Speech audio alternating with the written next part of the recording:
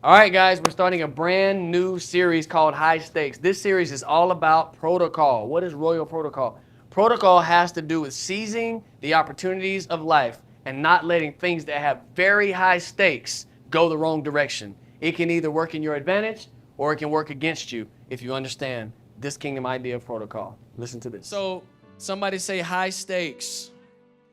The reason why we call this high stakes is because we're going to focus on seizing huge opportunities, right? Because opportunities have implications. They have things and consequences, but they have rewards and things that can happen for you if you know how to seize them. But also, opportunities can slip away from you if you do not.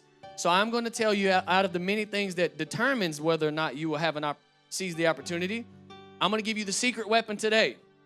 And then I want to warn you up front. I'm going to preach very hard today. Not just loud, but I'm going to preach hard. This concept is going to be tough. It's going to be tough. My wife said, oh, Lord. No, it's going to be good, though.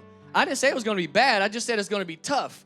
And it's because the world that we live in, doesn't naturally prepare you for this. But in the kingdom, we have to prepare you. And that's what we're here to do. So, again, I'm going to preach a very passionate, tough message, but it's going to be good for you. Amen? So the word today, the key word I'm going to give you today, the secret weapon that I'm going to spend a few weeks breaking down is the word protocol. Somebody say protocol. Is this thing online? All right. Protocol. I'm going to try something. I'm just going to put this on the board today, if this will work. What color do I want to use?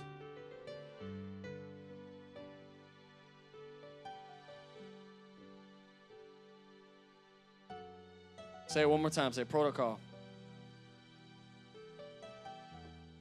This word is a huge word.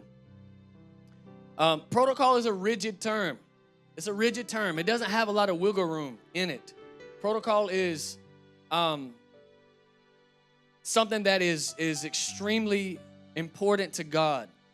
Extremely important. You have to understand the term, which is, I'm going to spend most of my day today helping you understand its relevance, okay? As I go through the series, I'm going to put it into play in every aspect of your life and how you can start making these changes so you can seize these opportunities that are at play. So I want to try to do that. And then I'm going to go to Matthew chapter 22 in a second, but let me just kind of read some of my opening statements here. Focusing on seizing huge opportunities, achieving your goals when everything on the table or at stake is very high. You cannot afford to miss it. This is what's going to help you do that. I'm going to give you the secret weapon, and we know that it's protocol. So it applies from personal matters all the way to the biggest things like governmental matters, community matters, social matters, financial matters, relationship matters, marriage matters, children, how you deal with friends, all these type of relationships. Protocol is a secret weapon that if you understand it will help you. Protocol will tip the game in your favor and give you the advantage. That's why I'm explaining it, because it gives you the advantage. Or protocol will put roadblocks up in front of you and barriers, unnecessary barriers that you have to hurdle just by violating or not knowing protocols. So it's going to be something that right out of the gate you have to start to, because people that don't understand protocols don't like them. If you've ever been a leader of anything, you'll love protocols because protocols are necessary, okay? But if you have never been, maybe you have not been taught that, or maybe in life nobody's explained it to you, but protocols to some people are very unnecessary and they don't necessarily want to deal with that or know them or honor them. But I'm telling you, if you don't honor them, you're going to miss many, many things.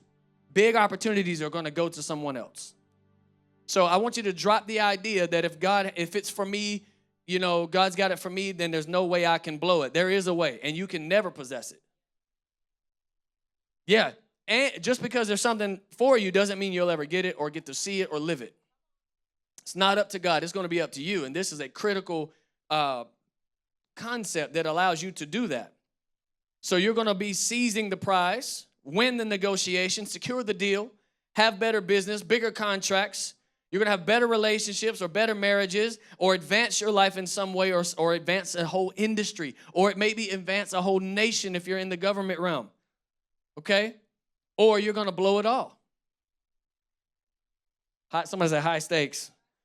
High stakes are in the balance, and proper protocol is going to give you the advantage or make life impossible to get through doors and open doors to new levels. Let's just define protocol for 1 second. Actually, let me define it briefly, and then I'm going to read Matthew 22 so I can show it to you. Protocol, just really simple definition. I've created a definition out of the many definitions that I could find.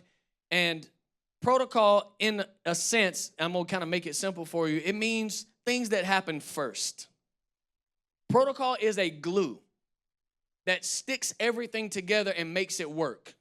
Okay? Protocol creates roadmaps that allow things to go from one place, communications to go from one place to the other successfully. Okay? This is what protocols can do. It is things that happen before or in front of a negotiation. A guide or a table setting, if you will, that help the deal or the event or the interaction be successful. Protocols are a myriad of things. They're not just definitions or behaviors or words that you say. Protocols cover everything happening in the environment. In computer science is one of my favorite definitions, a network protocol. Because computer people, if you're a computer science engineer or something like that, you also know protocols. A network protocol, here's the definition I got, an established set of rules that determine how data is transmitted between different devices on the same network. But here's my favorite part. Essentially, it allows connected devices to communicate with each other regardless of any differences in their internal processes, structures, or design. What does that mean? Listen how that applies to us. If we get protocols, we can do business together even if your culture is different than mine.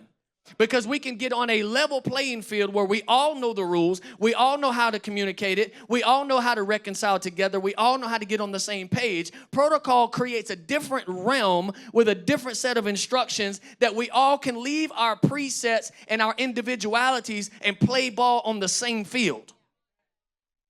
It allows communication to happen. It doesn't matter if you're from Africa, Australia, Brazil, South America, North America. It doesn't matter. When you move into the kingdom, there is a spiritual protocol that allows unity between diverse people. So there's no way for us to communicate. Your language might be different. Your internal processes might be different individually. But when we get on the same network and we get in the same room, we have to have the same definitions, the same expectations, the same concepts so that we can do business together. I am already preaching. Are y'all understanding why protocol is so important? See, that's just a small definition, but you can see sometimes in government matters, there are two people sitting in the same room that don't speak the same language. So there has to be another realm that they can enter into, a different environment where we all have studied the language and know how to communicate. Because you may speak a completely different language culturally, but we still have to do business. Somebody say protocol. So I want to show you now, protocol is exemplified through the Bible in so many different ways. I'm going to try not to use all my time on Matthew 22 today, but it is so rich. Now, this is where it starts getting a little tight. It won't be tight on you. It's just going to be a tight concept, right? I want to show you because this is a story I want to read, but it has all of these protocols in it, and maybe you didn't even notice the protocols because we think God's just going to do what he's going to do, and he don't care about how we do it. But he does care about how we do it, because if it's not done the way he's designed it to work, we can't do business from heaven to earth, from God to man. There has to be a protocol, and then from man to man. Right? When you worship, there has to be a protocol from God to man. But then you also have to worship to each other, singing songs to each other. So there is this big system, and then there's a system within the system. And you have to know all of those things, right? Because it matters. All right, so Matthew 22. Let's get it on. And Jesus said, he spoke to them. Now, Jesus is always talking about this concept called the kingdom. So he says, I'm going to tell you a story that's going to help you understand the kingdom. And it's a protocol story. So let me show you. Jesus answered and spoke to them in a parable. Verse 2, the kingdom of heaven is like a certain king. So what is he explaining? The kingdom of heaven, right? He's going to show you how to access that power, how to make it work for you. There's a lot on the line. You can either access it or not. Here's some of the things, right, that he's going to show you. All right. So he says, the kingdom of heaven is like a certain king who arranged a marriage for his son. I really could preach all of this. I'm going to try not to. So the first thing we see is there's a royal event. Okay? Royal event. Royal events, and especially weddings, are national issues. So when a member of the royal family gets married, it's televised. Especially today, right? Televised. If back in the day before television, it was still known and the whole community would come to see this. Okay? So you got to understand the context of this first thing. So there has to be protocols in place because it's a royal national event. There's going to be a union made between two different people that represent maybe two different families, two different nations that are put together and become one, and they're going to do business together. They're going to make a merger. All right? So it's a royal event. You are at one of those events right now. This is where we're trying to get you and God to hook up, maybe for the first time, but even if it's not the first time, this is time for you and God to be intimate. This is time for you to receive a seed in the womb of your heart. This is a very intimate and a very serious meeting right now. So you see this imagery of the kingdom doing business with another kingdom. There's a marriage taking place. And so watch the protocols. And he sent out his servants to call those who were invited to this wedding, and they were not willing to come. The first thing I want you to understand about protocol is that there is an invitation sent. Now, those who are bringing the invitation can't just invite you in any particular way. They have to do it according to the protocol. They have to show up in a certain dress with a certain word on their lips, go to your house. I'm talking about and give you a dun da da da. Like this invitation is not a little thing. So imagine, now they don't want to go. So imagine the king sends out his servants with all of that. First of all, that means you are somebody. If you got invited, you got to understand protocol. If you was on the guest list, woo, Jesus, that must mean you are somebody. My goodness. So he shows up with all of this protocol on display, and they're not willing to go. I could preach every line of this, but I'm trying to show you, I'm just really trying to show you that it's not just any type of thing, right? There's a protocol. Verse 4, again, he sent out more servants saying, tell those who are invited, see, I have prepared my dinner. My oxen, fatted cattle, they are killed, and all things are ready. Come to the wedding. Protocol makes things ready. Protocol prepares an environment. So, and protocol has to do with everything. So you can see they picked a location, that's protocol, because it's a strategic location. They picked strategic food because that's protocol. When I married my wife, my wife is from the Congo, she's African, and so when we got married, I had to do 2 weddings. So the day before we did an African wedding, and then we did the regular, traditional wedding. The day before, I had to know the protocols of the African one. The next day, all the protocols changed. The environment was different. Everything was different. One of the African protocols was there was going to be a goat that was going to be killed. And from what I understood and what I was told, now a real goat. Not you buy the goat and he's already killed. I mean, when we get there, there's a live goat in the backyard. Because in African tradition, if you don't have a goat, see, they had a certain food, right? If you don't have a goat that's about to be killed and it has to be slain, And all the little young boys and all the men come around and they have to help and watch. It's all part of the protocol. Okay? And so you're considered poor and low class if you didn't have a goat. That's the first question. Did they have a goat? No goat. Hey. That's what they're going to say about you if you didn't have no goat. So you got to have the right food on the table. And it's a traditional meal, right? Okay, so the menu has to be right. So you can see all that God is going through for this invitation. And so now he has prepared, because protocol is a preparation tool. Verse 5, but they made light of it and went their way. You don't understand how many things have been working just to get you here this morning. And then people don't show up. And then you're like, well, why is the preacher so irritated? I mean, if you spent all week long cooking up a meal, making everybody get ready for you, and then you're like, I don't know if I'm going to church this morning. I don't think you understand what was at stake. And the reason why we did so much to make sure that you were welcomed properly was because I know what's at stake. Something God has for you is at stake, and he's holding us to make sure all things are ready. The right food is on the table. The right message is going to be preached, right? So you see how important this is, right? Amen. Now, so verse 5. So they made light of it. Now, I'm not going to bang on people too much right now, but they made light of it and went their own ways, one to his own farm, another to his business. Lord, have mercy. So all of this stuff was prepared. Now, you got to understand, this is the king inviting you.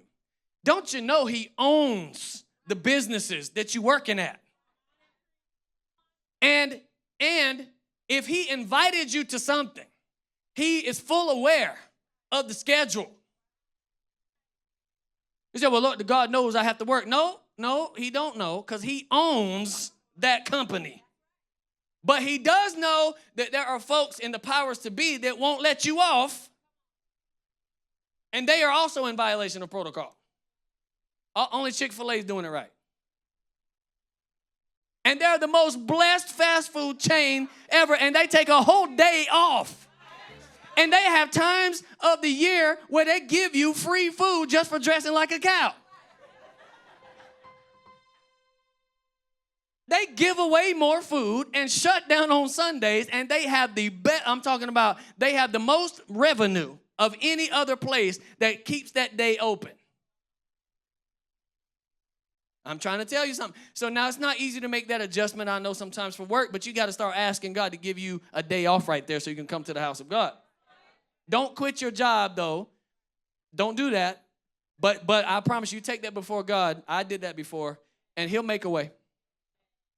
He'll give you a promotion to give you control of the schedule. Amen? And then you say, well, I'm not coming on Sunday. Amen. All right. And you let everybody else off, too, once you control the calendar. All right. Your company will be blessed. All right. So we see the protocol, right?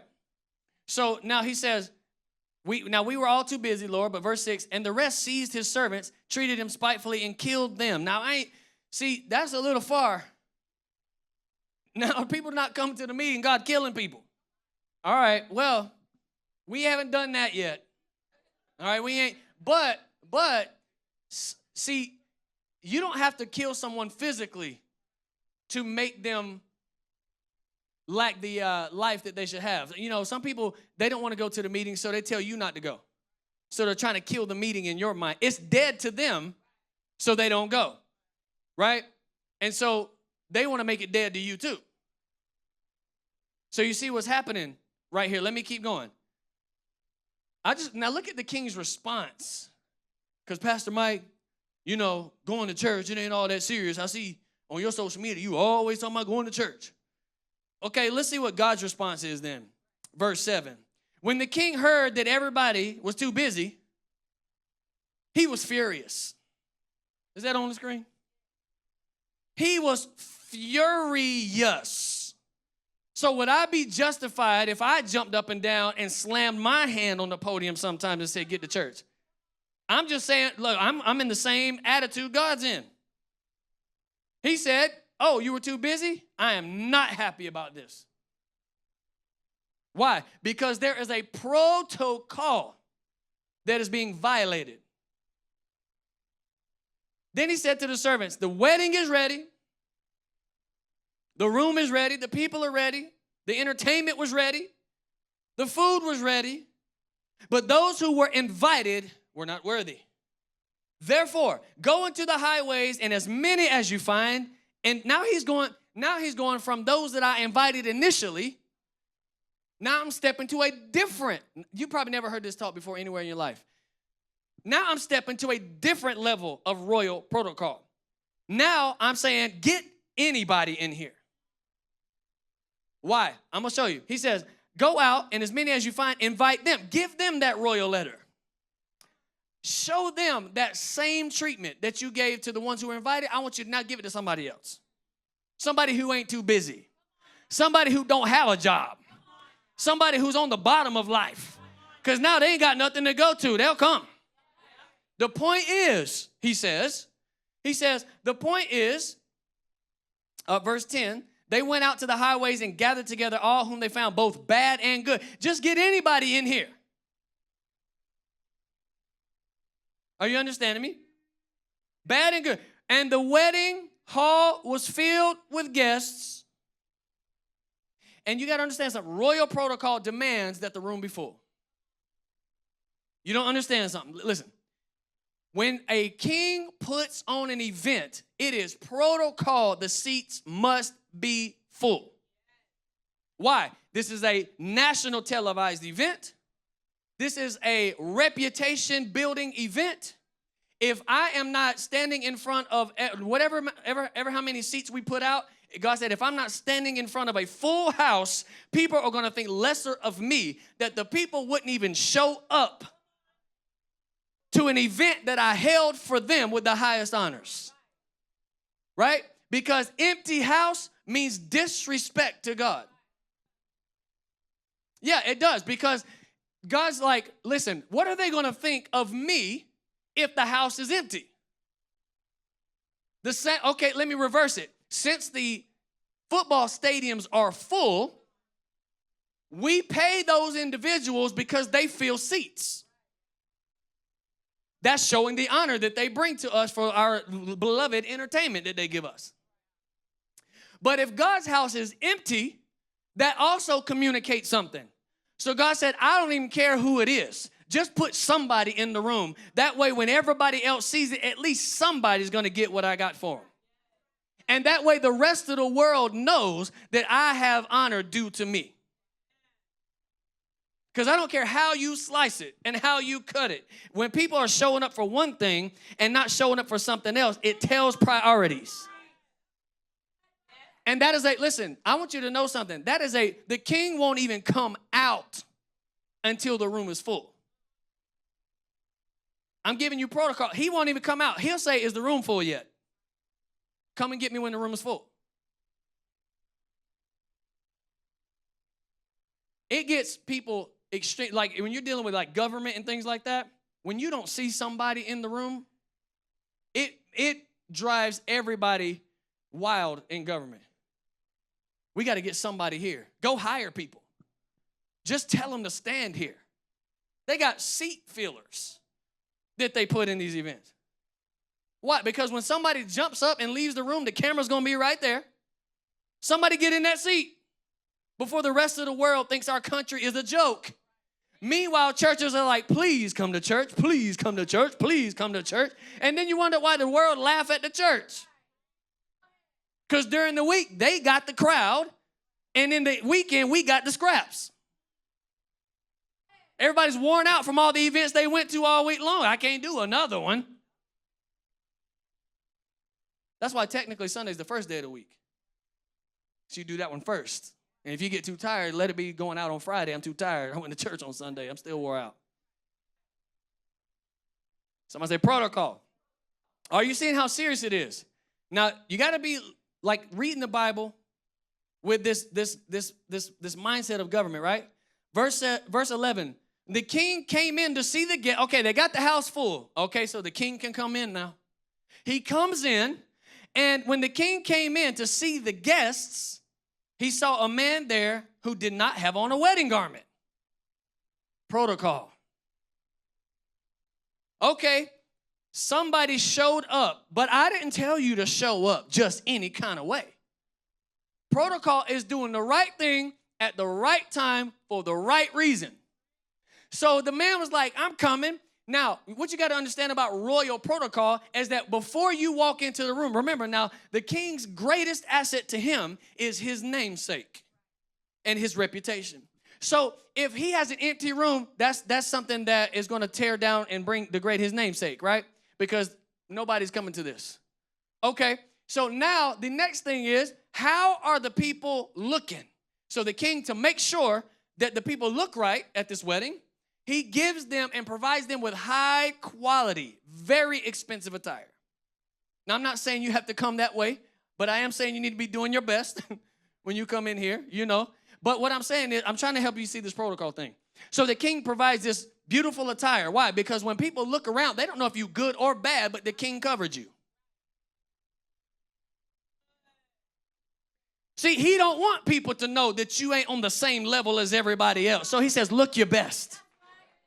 You don't have to wear a suit. I'm not wearing one today. I usually do. I wear some type of suit or jacket usually, or jeans, you know. But what I'm saying is you got to see the protocol going on here. People are going to look at what the church is doing. And you can't be like, I go to church and I love the Lord, and you look a mess. I told you it's going to get tight. I ain't even started yet. So anyway, so the king in his grace, so out of his own bank account, he provides beautiful and expensive wedding garments. So this guy got the wedding garment but didn't put it on. He said, I will show up how I want to show up. I'm still coming, but I'm in rebellion. Right? So he shows up in rebellion. So the king knows, oh, no, you didn't just not get dressed. You showed up to make a statement. You didn't just not put it on. I gave it to you. I had my attendants bring it to you. It was very expensive, and it reflected my desires. So I don't want you to dress how you want to dress. I want to dress you the way I want you to be seen. And by the way, if God dresses you, it's going to be better than how you could dress. These are also metaphors to your life. You get what I'm saying? So as God is decorating your life, your attitudes, your mindset, and every part of you, you would be wise to put that on even if you like something else. Because if you're not wearing it, this might happen. Can we keep going? I'm going to calm down. So he said to him, friend. He did call him friend before he killed him. How did you come here without a wedding garment? He was speechless. And then the king said to the servants, bind him hand and foot. Bind my friend hand and foot. Take him away. Cast him into outer darkness. There will be weeping and gnashing of teeth. So here's what I'm trying to get you to understand on this right here. So when God comes in, he comes into the guest. He's provided and established a lot of protocols that he wants to be honored, because the event draws other people in to him so that they can also receive of this, or it reflects what we want and what we are and who we think we should be, instead of reflecting the king himself. So this event is not about the people that are there. It's about the king's reputation. Is he a benevolent king? Is he a good king? Is he a wealthy king? How did he prepare this event? All of those preparations tell everything about this king that you serve. Can I keep going? Man, this time goes quick. So in the application of government, for example, when two heads of state and world leaders are meeting, there could be extremely high stakes on that event, don't you know? There could be nuclear war on the table. There could be economic implications that are going to cripple that nation if these two nations don't work out some type of agreement. There are very big, high stakes. People's lives are going to be affected if this doesn't work out. And as a result of this meeting, big things are hanging in the balance. Did you know that's what's happening right now? If you and God don't connect today, big things are hanging in the balance. Big things. If you couldn't tell, the world doesn't know what they're doing. So we need to make sure that we are not ignoring this concept of protocol, because if protocol is violated, the deal is off before it ever starts. Protocols are the guiding principles that allow successful diplomacy to happen and the goals of that meeting to be achieved. You know, on the website, from our government website, are y'all okay? Take these notes. On the website of our government office, there's a department called the Office of the Chief of Protocol. We actually have a Chief of Protocol, right? They wrote this statement. So I want you to, this is what the government does, okay? But when world leaders are getting together. Now, you are world leaders, okay? So there has to be protocol established, and these meetings are actually, God actually considers these meetings mandatory.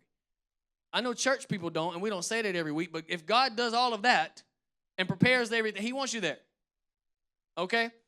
But besides that, I think that's the case. But besides that, let's look at what the governments say about their meetings, which are very, in the grand scheme of things, this meeting is much higher and more superior than this. So the Office of the Chief of Protocols, it says right there, I just copied and pasted it, seeks to advance foreign policy goals of the United States by creating an environment for successful diplomacy. Our team extends the first hand and welcomes presidents, prime ministers, ruling monarchs, and other leaders.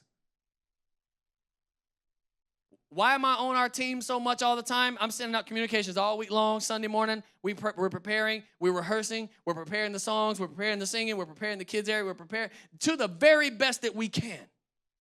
Because there are dignitaries coming. Because there are world leaders coming. There are people raising children that are going to take over the world later. There are people in this room. We can't be playing in here. I have to get ready, and I need to feed you something that's going to nourish you and extend and help edify and extend the kingdom of God deeper into your spirit.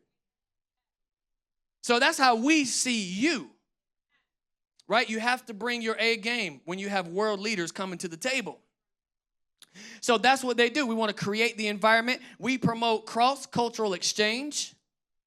We build new bridges of understanding between people and governments around the world. So what do protocols include? They include everything from the expected dress. That's why I put that story in front of the message today. Protocol includes the expected dress, behavior, strategic cultural cross-pollinations, strategic gift giving. These are what governments do. Strategic gift giving, strategic dress and attire. So the protocol can sound rigid, but really protocol matches the goal.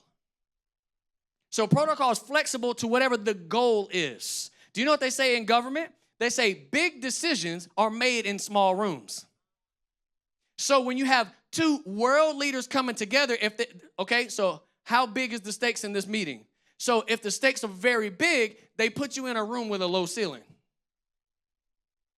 Because there's a psychology to the protocol. So if you put somebody in a stadium and put two people in the middle of it, that type of environment is the wrong protocol for a big decision. The biggest decisions are made in manageable, smaller environments. This is strategic placement of strategic things and strategic attire. So the president goes to, a lumber yard where he's going to be shaking hands with people who work in that industry. He dresses strategically. He does it the protocol changes based on where he is going. So you see, depending on what we are trying to achieve, we adjust the protocols. Right? So protocol includes every possible avenue of it. Strategic gift giving. That means you had to do upfront research and get ahead of the game to know the individual a little bit more, talk to their staff, talk to their people, talk to their husband, talk to their wife, get somebody's attention that can tell you what is it that they need.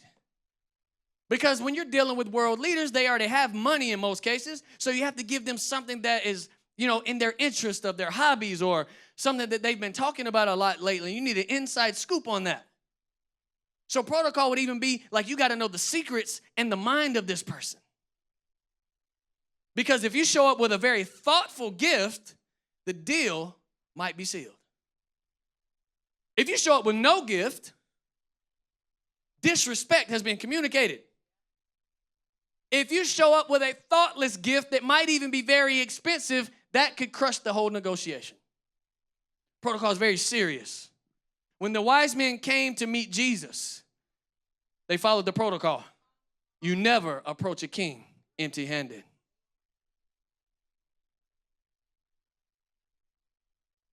Protocol is all through the scriptures because they wanted to submit their worldly kingdoms to this king. And they said, we can't do that empty-handed. Bring what's in our kingdom to his kingdom and let him govern over that. Somebody said protocol includes everything. Can I give you some more examples?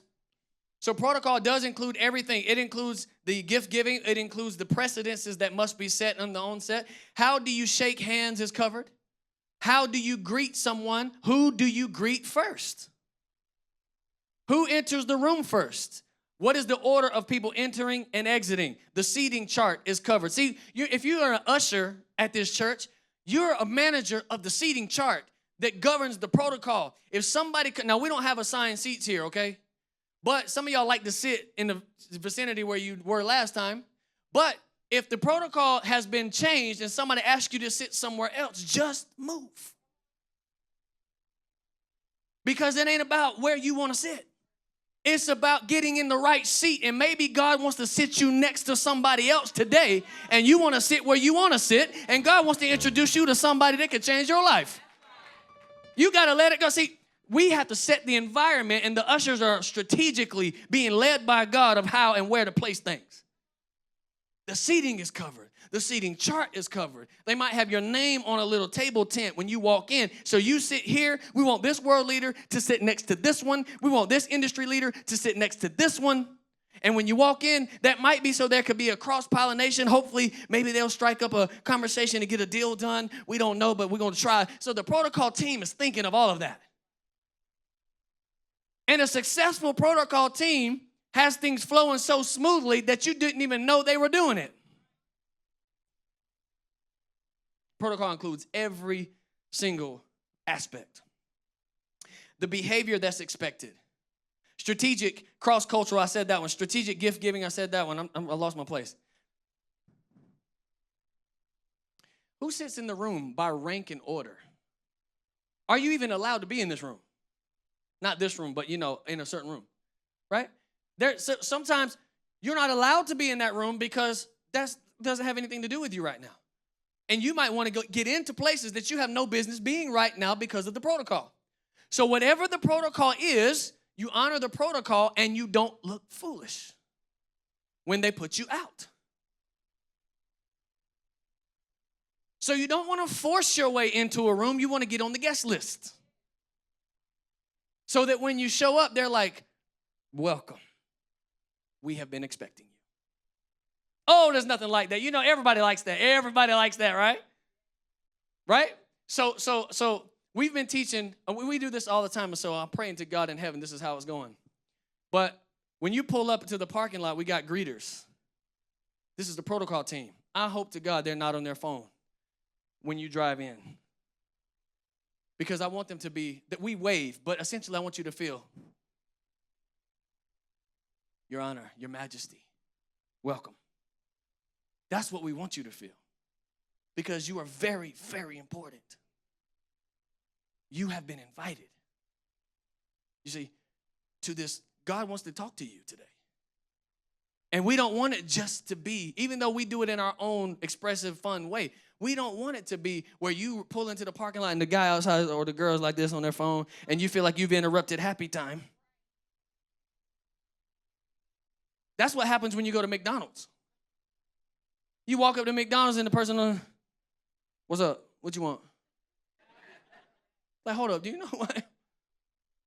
I tell my wife, I forbid them to eat at McDonald's. Just because they don't know who we are. I said, I can't do it. She sneaked my son over there. He likes it. She sneaks him over there when I ain't around. I just can't take it. Like, can I have an extra ketchup? You know, that's extra.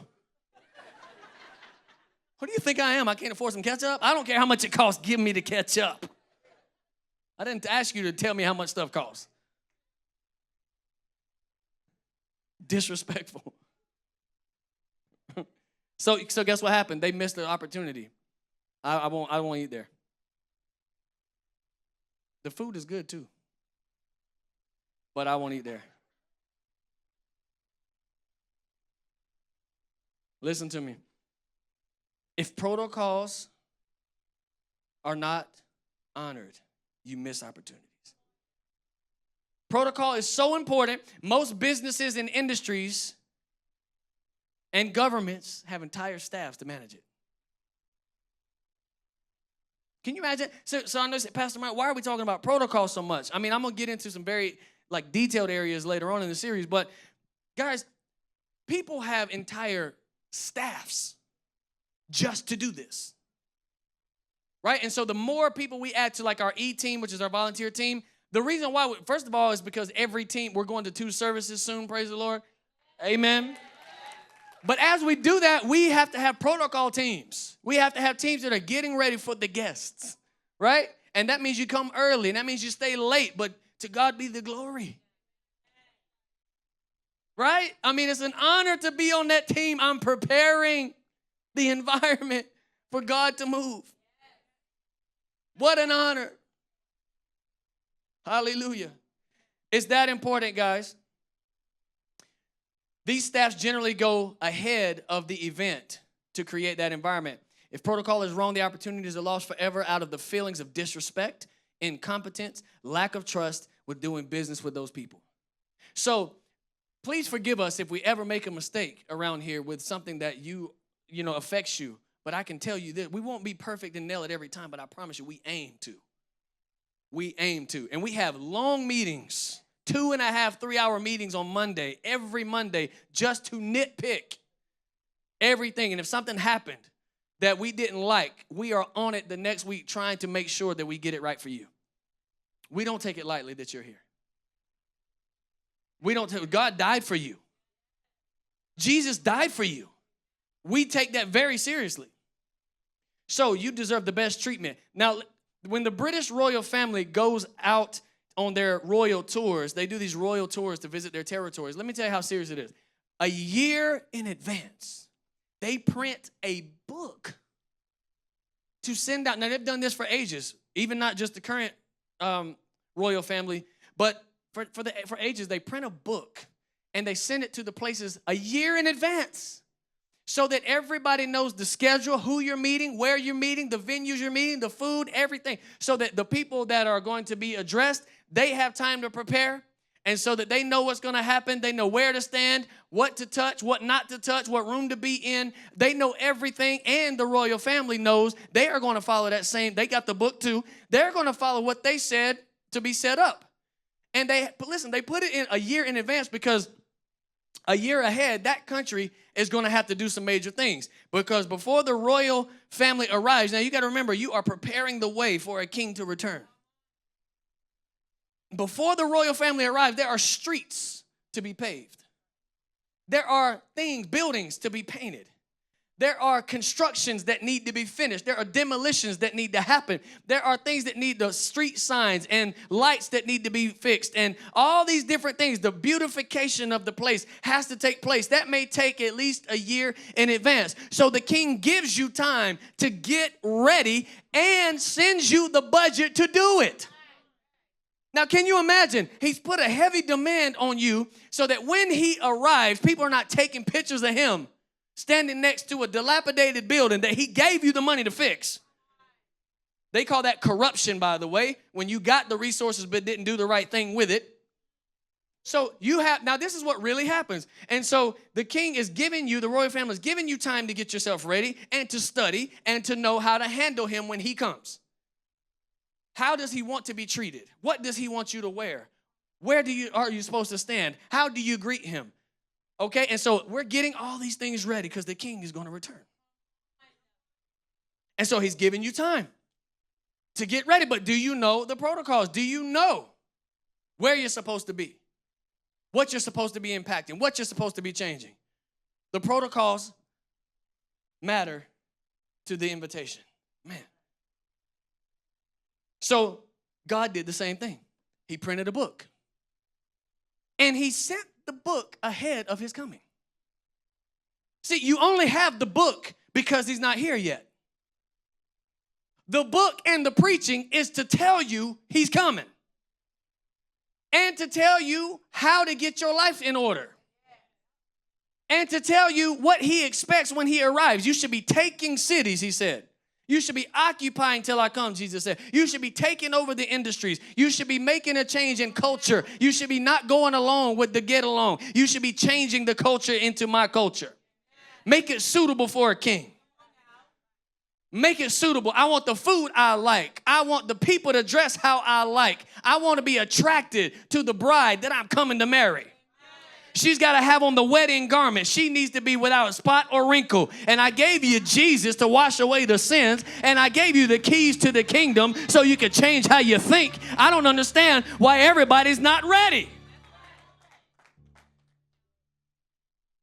I sent the book ahead. Now, royalty does the same thing. They do the same thing. This is to prepare you to operate a kingdom. By the way, he ain't coming. And my time is not up. The devil's a lie. Okay, I need like 8 more minutes. Okay, listen. So when God sends this book, he's not coming to take us out of here. He's coming to give you the entire kingdom again. Full culmination. Pluck up what he didn't plant.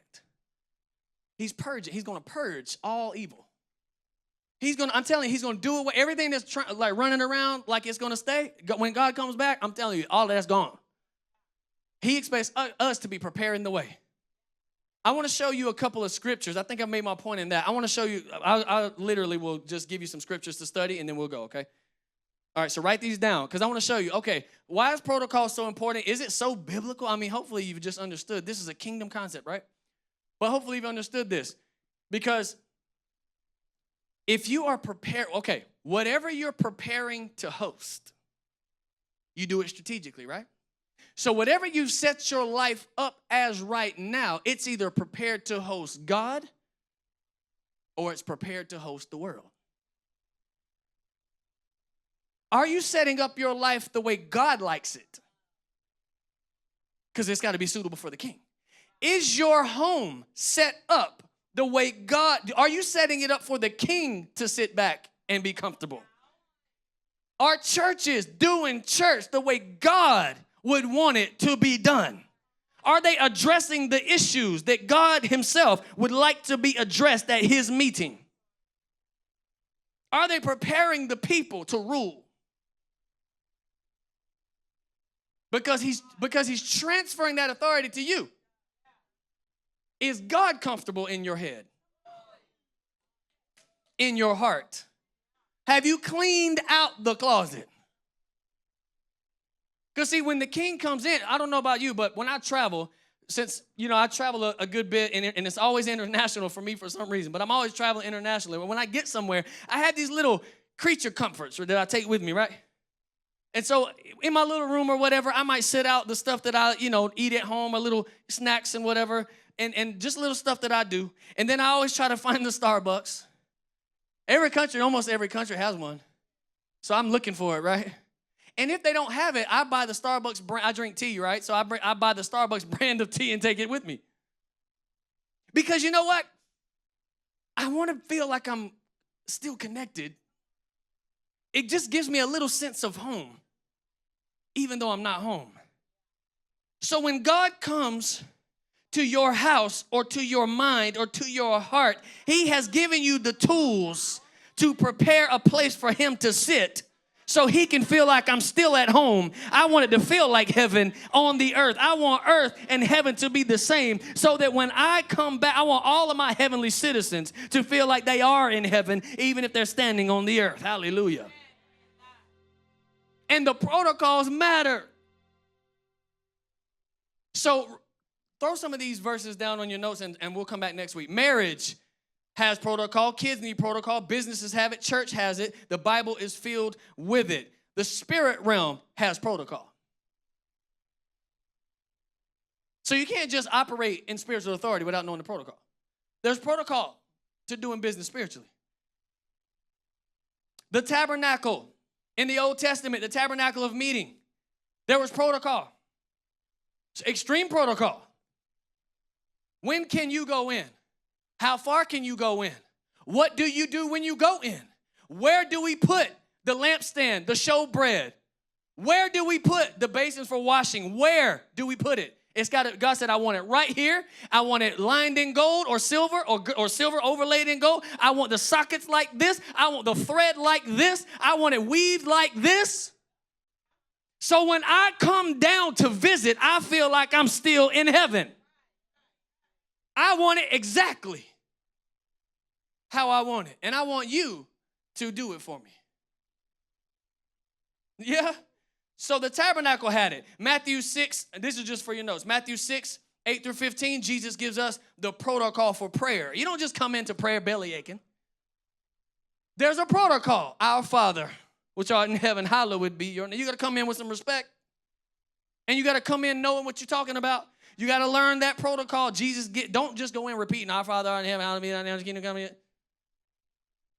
No, it's a protocol. It's not a thing you repeat over yourself and you think you're good. No, you learn and then you pray with this as a framework. This is the protocol that you do business in. When you go to God to worship him, Psalms 100 verse 4. Can you guys throw it up for me real quick? I'll get a couple of these. How do you enter his gates? You don't walk in and say, oh, Jesus, oh, God, you don't understand. God's like, I know we got business to do, and I'm glad you're here, but come in my presence with praise. You walking in here like I can't do nothing about what you're dealing with. You walking in here like a beggar off the street that ain't got no business being in the audience with a king. Do you know how privileged you are to be able to have an audience with the king? So when you walk in knowing what you have a right to. So therefore, since you know you got a right to the answer, come in praising me. See, that'll change your whole attitude. I know life is hurting right now, but you should get in his presence and go in saying, God, I give you praise.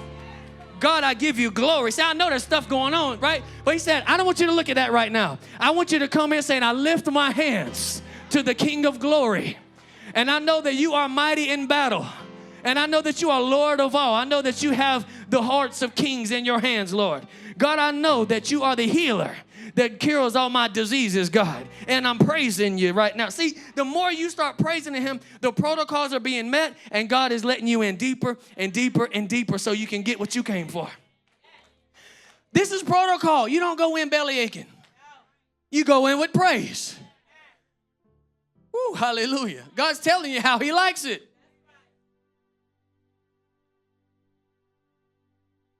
Can you play me something, Miss Tisha? I'm going to give you some more scriptures. God has protocols for everything. Who can attend his meetings? He's got a guest list. Who can speak at the meeting? He has an order of who he has ordained to speak. 2 Samuel 6, verse 7, who can touch things? Who can touch things? You know the fella, I don't know if you call it Uzzah. I call it Uzzah. You might call it Uzzah, but that's fine. The anger of the Lord was aroused against Uzzah, and God struck him there because of his error. And he died by the ark. You know why he died? Because he touched the ark. The ark was falling. And the man was like, I'm just going to do something good. I got it. And he's like, dead. Why? You don't get involved in matters God didn't authorize you to get involved in. If it's going to fall, God said, you don't think I can do something about that? What I'm trying to teach you is you need to stay in your lane. I didn't tell you you could touch that. But you see how what's on the line? Sometimes we're touching things we don't know we should be touching. Sometimes we better get our hands off of stuff. God said, leave it alone. I didn't tell you to touch that. He said, but Lord, I need to fix it. I need to fix it. I need to fix it. He said, wait a minute now. I didn't tell you to get involved in kingdom matters on that level. Maybe I'm fixing it and you just need to leave it. You see the protocol? So you need to go to God and say, Lord, what is the appropriate way to handle this? If God says don't touch it, I don't care how bad it looks, don't touch it. Luke chapter 10, you got the story of Mary and Martha. Martha busy cleaning. Mary wants to worship. Jesus enters. He's the king now. The king comes into the room. Martha keeps cleaning. Mary goes to the feet of Jesus. This is an example of being in the king's presence and protocol. Mary chose the greater thing. She sat in the right seat at the right time because she knew what to do when the king showed up. Mary's still cleaning the house. So let me tell you something. This is a marriage tip. I probably shouldn't even say this, but anyway. And then I'm going to stop right here. That'll be my last. I got so many. Protocol. Somebody said protocol is important. Sometimes if your household operates in a traditional manner, it don't have to, but in a lot of cases, the woman is the cooker, cleaner, all of that. If that's the case, if it's not, fine, but it doesn't matter whatever the man is doing. He ain't going to tell you, but I'll tell you for him.